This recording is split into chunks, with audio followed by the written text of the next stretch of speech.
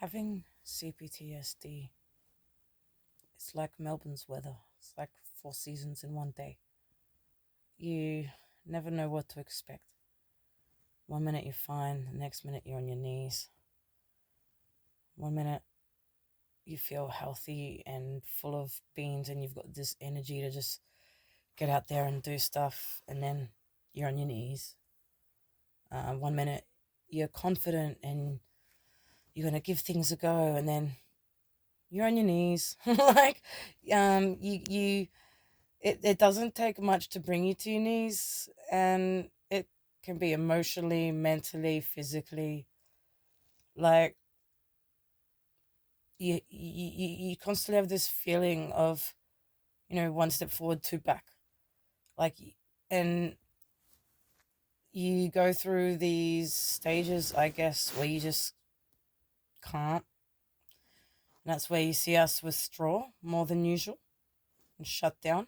It's like we get this window, right, of being able to function, being able to tolerate the pain and smile through it, being able to handle the sensory overload without reacting,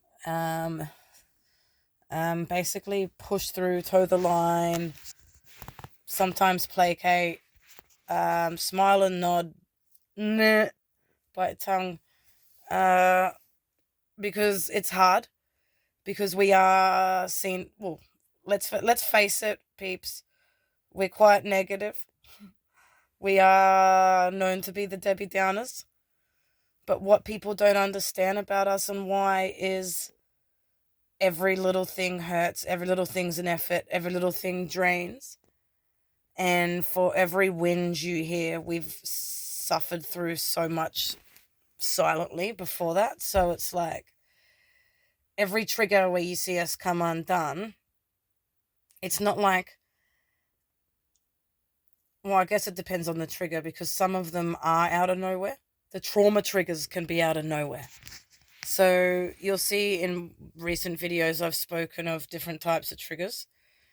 Trauma triggers will smack you out of left field, because that's something's that triggering your trauma. But ones that are from, just build up of stress, build up of exhaustion, build up of overstimulation, build up of just pushing through or tolerating, a build up of whatever the fuck it is that's hammering your system, those you can feel yourself deteriorating before you snap. And it's really hard. Like, so for every snap you see in those circumstances, we've been bashed around and thrashed and had the soul sucked out of us gazillion times over, but we keep smiling to not make you feel uncomfortable, or to not be negative, or to not ruin your day. We've had to dissociate. Maybe you've seen us just disappear for a bit. You don't know what we did or where we went. Maybe they're just in the toilet for a long time. It's like, you see those mums who talk about, who have heaps of kids and they're active, and it's like that never stops. And they'll go and run and hide in the bathroom to just like eat a chocolate, and that's their 5 minutes. That's their self-love time. And everyone's like, dude, that's not self-love. That's fucked. Like, and they're like, this is my me time. Like, I need to get out of here. Like, I need my 5 minutes. Trauma's like that with every single human. Every single minute of every single day. So, but it's not just can't escape the stress or the hecticness. It's a whole layer of, like, that was a silly analogy in a sense where they feel the same, because they don't. I'm trying to say, like, we're in life trying to hide and just get that minute from humans, you know what I mean? Like, because we can't escape it. And whatever it is, whether it's on our nervous system, our brain, our physical body in some way, like our organs, stomach, whatever. Or maybe we're depressed and we're having to smile through things, because depression is a huge part of it as well. And the depression changes. So we do go through cycles where we feel like giving up because our whole life we've never seen positive results. We've never seen a light in the tunnel because it's always that step forward and two back. So it's hard to keep being positive when you've never had it and no one understands. And the people who are telling us to be positive are not letting us usually do the things we need for ourselves to be okay to be positive. And what does that mean? Like, okay, we struggle to set boundaries because we have guilt, and because people don't understand why we need those boundaries, they're always pushing them, and then we cave because we have the guilt and we get in that cycle. So I think I spoke that in my recent one of the self-worth. So we need to do things like, as soon as we feel something change in our body, in our mind, in our system, in our heart, whatever, we know what's going to happen next. So we know that we just have to stop and or remove or whatever it is and do that thing to prevent it going next level. But quite often I'll be like, okay, let's go and remove, or okay, I need to stop and do this. I need to eat. Eating's a big one. People are like, no, no, no, just wait a minute. Oh, hang on a sec, hang on. Just and they just it's what's just a little sec for them, and then just a moment, and just a here, and just a there, turns into you wigging out and coming undone, or having health problems because you don't have a sec, and people aren't allowing you. Or if you feel like you are getting triggered or something's grinding you, and you try to remove, and you're doing the right thing, then you go into another room, and then the person follows you in, and then you come undone, and then it's your fault. So it's like we are drained all the time with humans who don't get it. Um, and we need the alone time to be able to reboot and rewire ourselves, you know. We don't have the frontal lobe working properly. We don't have energy. Like, we are, all our energy is going into staying alive and, you know, being normal. And the windows of these, you know, moments get smaller and harder. You know, if we're not self-loving and we're getting everything opposite to what we need, we're going to get sicker. We're going to get, things are going to get more intense, and it's going to be more pain. So more anger, less sleep, like it all just builds over the years. And it's just, yeah, we are quite often the negative ones because, you know, we are not in the mood for most things. We don't have tolerance for a lot of things. We have small windows. We're in a lot of pain.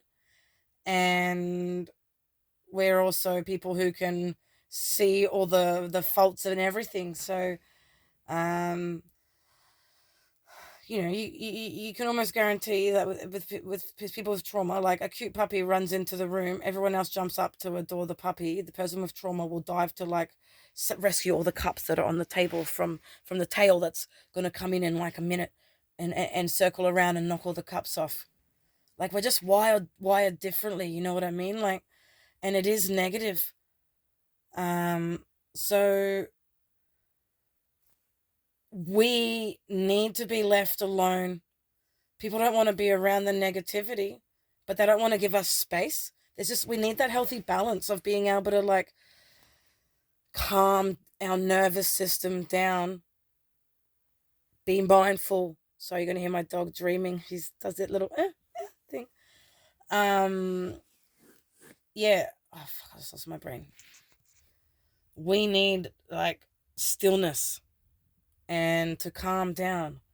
And when we have that calm and that still, and we, you know, our frontal lobe will start turning on, and things will ease inside of us, and then you'll start seeing positive from us. You know, less whinging, more laughing and smelling the roses, because we're going to take every opportunity we can while we're feeling good. But quite often, like me, for example, right now, any window that I get where I'm feeling good, I have to use it to go out into your world to get things done, because I'm not set up and I don't have money and I have to survive. I have to go out there and get things. So my life now is running out in your world. Yes, sir. Yes, sir. Yes, sir. No, sir. Thank you. Hustling, getting money, doing my errands, coming back, and then recovering from it all. Maybe it's an anger. Maybe it's a self harm. Maybe it's vomiting. Maybe it's my nerves burning. Maybe I've lost my frontal lobe. That's the main one at the moment. I seem to go through stages. At the moment, it's my lobe and the dementia anger. Um, Prior to that, it was the burning nerves phase. Prior to that, it was the stomach phase. So, like, parts of us just stop if we don't self love and have the timeouts. Um, it's not that we hate people, and it's not that we're negative. It's just that we are so affected and so impacted, and with no one getting it, it's just like, fuck, man. Give us a chance. Give us a chance to do the things we need to be what you want us to be and need us to be. We can't if we're spinning around in circles trying to like please everyone and curtsy out and all the stimulation when really we should be meditating, grounding, listening to music, going on bushwalks, swimming, ice baths, magnesium baths, animals, whatever your hobbies are, you know, brain training, neuroplasticity, going to get massages, osteo, whatever, physio, whatever it is we need. It doesn't work that way. It keeps going. So the trauma just keeps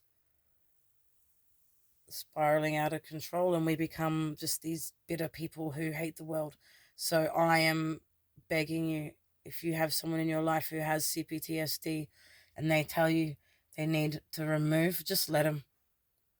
They'll be back, and they'll be back in much better form if you just let them.